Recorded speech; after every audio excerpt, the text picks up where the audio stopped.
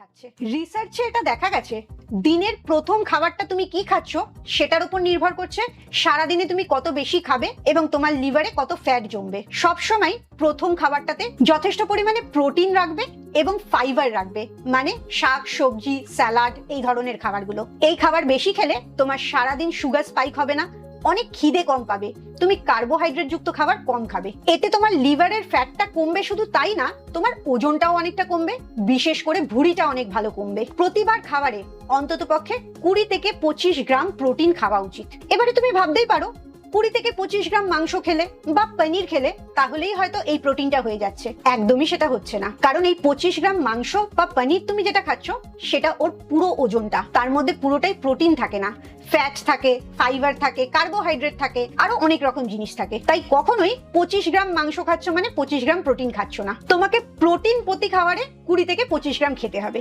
তাহলেই দেখবে লিভার ফ্যাটটা ধীরে ধীরে কমতে থাকছে।